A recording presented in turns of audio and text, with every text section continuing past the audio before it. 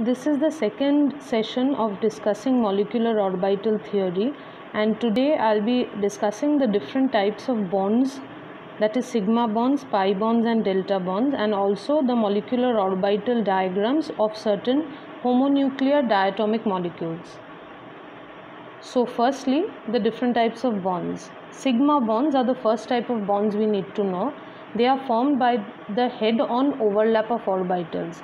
As you can see, this is the head-on overlap of two s orbitals. This is the head-on overlap of an s orbital with the pz orbital.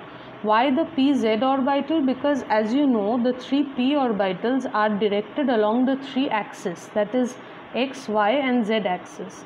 The pz orbital is directed along the z axis, and in this case I have considered the z axis to be the direction of bond formation, that is the molecular axis.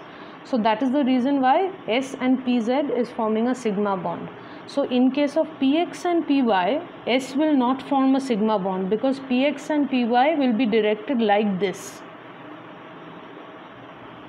In case of pz also, this kind of head-on overlap forms a sigma bond. The unique feature of a sigma bond is that it increases the electron density along the molecular axis, that is the electron density on the line joining the two atoms increases. There is no nodal plane.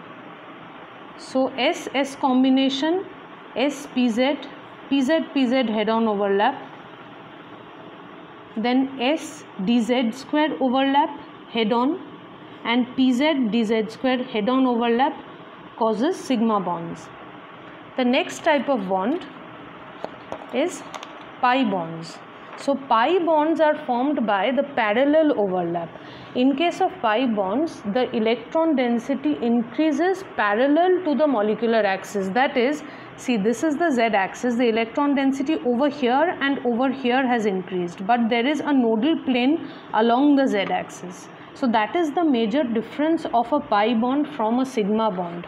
In case of a sigma bond, the electron density along this axis had increased. Over here there is a nodal plane along this axis. So these are the possible combinations which form a pi bond: px-px or py-py, not pz-pz, because in this case, as I discussed previously, z is the molecular axis. So pz-pz will form head-on overlap and that will form a sigma bond. So px dxz and dxz dxz, these form pi bonds.